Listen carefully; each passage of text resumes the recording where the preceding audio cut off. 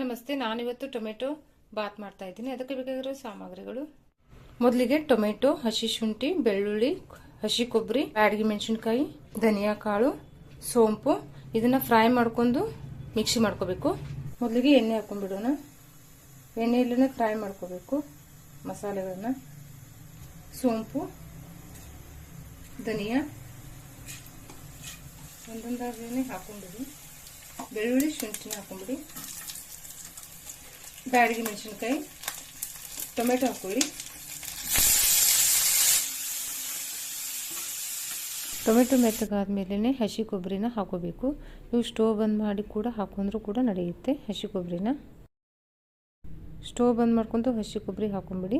PAN ಬಿಸಿನೇ ಇರುತ್ತೆ, ಅಷ್ಟರಲ್ಲಿ fry ಮಾಡ್ಕೊಂಡ್ರೆ ಸಾಕು. ಪೂರ್ತಿಯಾಗಿ ತಣ್ಣಗಾಗಲಿ. ಇದೆಲ್ಲ ಒಗ್ಗರಣೆಗೆ ಹಾಕೋಬೇಕು. ಈರುಳ್ಳಿ, ಹಸಿ ಬಟಾಣಿ, ಪಲಾವ್ ಎಲೆ, ದಾಲ್ಚಿನ್ನಿ, ಏಲಕ್ಕಿ, ಸ್ಟಾರ್ ಹೂವು, ಲವಂಗ, ಜೀರಿಗೆ, ಸಾಸಿವೆ, ಕಸೂರಿ ಮೇಥಿ, ಕೊತ್ತಂಬರಿ ಸೊಪ್ಪನ್ನ ಮೇಲೆ ಹಾಕೋಬೇಕು. ಕರಿಬೇವು ಸೊಪ್ಪು ಹಾಕಬೇಕು. ನೋಡಿ, ಈಗ ಪೇಸ್ಟ್ ರೆಡಿ ಆಗಿದೆ. ನಾವು ಫ್ರೈ ಮಾಡ್ಕೊಂಡಿದ್ದೀವಲ್ಲ ಟೊಮೆಟೊ ಮಸಾಲೆ ಎಲ್ಲ, ಈಗ ಅದನ್ನು ನಾನು ಮಿಕ್ಸಿ ಮಾಡ್ಕೊಂಡಿದ್ದೀನಿ. ಎಣ್ಣೆಗೆ ರುಬ್ಕೊಳ್ಳಿ. ಸ್ವಲ್ಪ ನೀರು ಕೂಡ ಹಾಕೋಬಹುದು ನೀವು. ಈಗ ಎಣ್ಣೆ ಹಾಕೊಂಡ್ಬಿಡ್ತೀನಿ. ನೀವು ಬೇಕಂದ್ರೆ ಎಣ್ಣೆ, ತುಪ್ಪ ಎರಡನ್ನೂ ಹಾಕೋಬಹುದು, ನಡೆಯುತ್ತೆ. ನಾನೀಗ ಎಣ್ಣೆ ಮಾತ್ರ ಹಾಕ್ತಾ ಇದ್ದೀನಿ. ಈಗ ಮೊದಲಿಗೆ ಪಲಾವ್ ಎಲೆ ಹಾಕುತ್ತೀನಿ. ಮಸಾಲೆಗಳನ್ನ ಹಾಕೊಂಡ್ಬಿಡೋಣ. ಚೀನಿ, ಏಲಕ್ಕಿ, ಸ್ಟಾರ್ ಹೂ, ಲವಂಗ, ಜೀರಿಗೆ, ಸಾಸಿವೆ ಹಾಕೊಂಡ್ಬಿಡಿ. ಕಸೂರಿ ಮೇಥಿ, ಕರಿಬೇವಿನ ಸೊಪ್ಪು, ಈರುಳ್ಳಿ ಕೂಡ ಹಾಕೊಂಡ್ಬಿಡಿ. ಫ್ರೈ ಮಾಡ್ಕೊಳ್ಳಿ.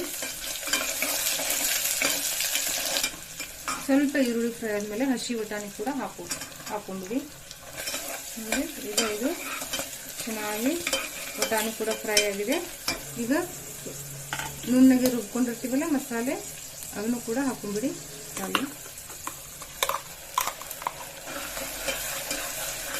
ಚೆನ್ನಾಗಿ ಮಿಕ್ಸ್ ಮಾಡ್ಕೊಳ್ಳಿ.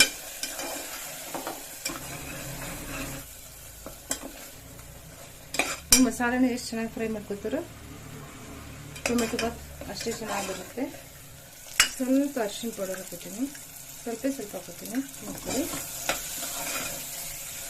ಫ್ರೈ ಆಗಿದೆ ಮಸಾಲೆ. ನಾನು ಇದರಲ್ಲಿ ಒಂದು ರೈಸ್ ತಗೋತಾ ಇದ್ದೀನಿ. ಇದರಲ್ಲಿ 2.5 ನೀರು ಹಾಕೊಂಡ್ಬಿಡ್ತೀನಿ. ಒಂದನ್ನು ನಾನು ಮಸಾಲೆ ಮಿಕ್ಸಿಯಲ್ಲೇ ಹಾಕೊಂಡ್ಬಿಡ್ತೀನಿ. ಮಸಾಲೆ ಹಾಕಿದೆ ಹಾಕಲ್ಲ.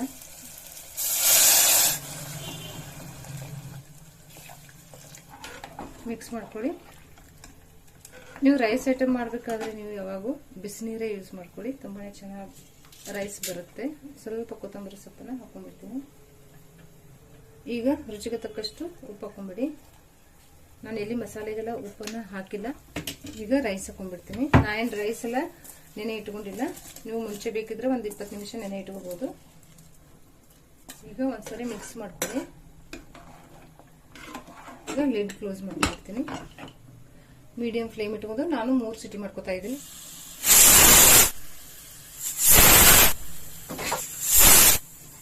ನೋಡಿ, ಈಗ 3 ಸಿಟಿ ಆಗಿದೆ. ಸ್ಟೋವ್ ಬಂದ್ ಮಾಡ್ಕೊತೀನಿ.